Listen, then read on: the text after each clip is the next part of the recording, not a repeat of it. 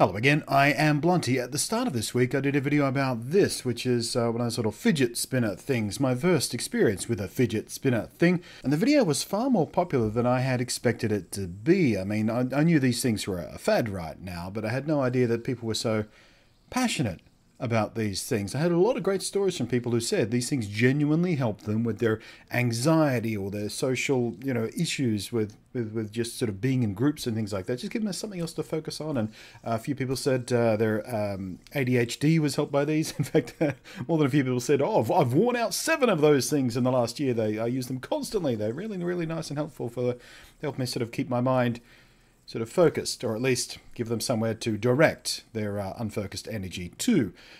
I have since, putting up that video, been contacted by several people who make or sell these things, and I have accepted a few requests for reviews. I've tried to select ones that sort of cover the range. So I've got a few more sort of ones like this, but sort of a little bit fancier ones built from high quality components. I've accepted a review for some super high-end ones like those brass ones I was telling you about. If someone's going to send me one of those super cool brass ones, including one guy who made me this, which I just had to show off because it's so friggin' awesome. It is a bespoke, handmade, laser crafted spinner. In fact, spinners, plural. He sent me a few, the designs of which all speak directly to my history as a gamer. 2 of them even have my name burned right in there, which is just so incredibly awesome. In fact, I played with these things for about an hour or more before I even noticed the tiny little engraving of my names down there, which just made me giggle and smile and grin like an idiot. Now, none of these have weights that most spinners use, and they all use very light bearings, so spin times are pretty short. But they're also basically dead silent, which I quite like too. It means I can fiddle with one of these in meetings and product briefings and the like instead of a pen I usually flip around and such things. And I can do so without being distracting to the people sitting next to me trying to take notes. Well, less distracting. The NES controller one is the smallest and lightest and has the shortest spin time. But I've taken to kind of flipping this one over in my hand, much like I mentioned I'd do with a 20-cent piece in my other video. Even while walking down the street, it's really quite pleasant. This is, in fact, the one I think I'm going to keep with me while out in the world. It's a fantastic little fiddler. I love it. The Super Nintendo version, by nature of the controller's lobed shape, has more weight at the outside, so tends to spin better. The rounded shape is also quite lovely in hand, just to sort of turn over. This one I've mostly been spinning two-handed at my desk in a kind of rapid start-stop habit.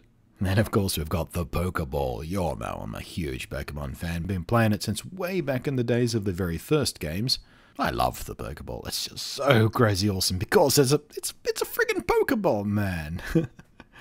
And of course the perfect round symmetry means it spins quite nicely, but can also be sort of rolled across my thigh or a desktop or any nearby object, which is kind of satisfying in that sort of 4-year-olds playing with a Hot Wheels car kind of way. It's also neat just to watch the colours blend too when it spins.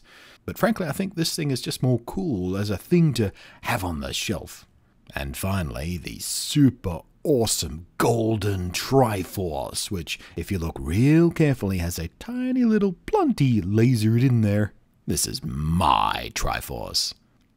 This one, like the Pokeball, is more about just being an amazingly cool thing to have rather than being a practical spinner. It is super pointy, of course. It does make it very fun to spin stop, but you can also just sort of randomly jab yourself with it too, which is less than pleasant. So yeah, mad thanks to Michael who made these for me. Did I mention he's a fellow Australian? He's over in Perth. But thank you so much. These are so awesome. I really enjoy them.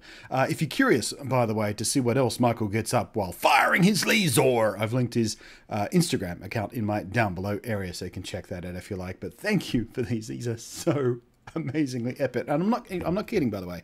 I wasn't blowing smoke up your ass. I'm going to keep this one with me. I think every time sort of I leave the house. Not only does it have my sort of little Nate Blunty Burr name there, but it's just small, easy to put in my pocket. I can just sort of fiddle with it like this, like I do with my 20-cent piece, like I just mentioned, as I'm walking down the street. In fact, when I picked these up from my post office box, this is the one that I had in my hand constantly for like the 3 or 4 hours I was running errands and things like that through town and all that sort of stuff. This thing was just in my hand almost constantly for hours on end as I was just walking down the street or through shops and things, just doing this. But thanks for watching. I am Blunty, and I will catch you next time. My Triforce!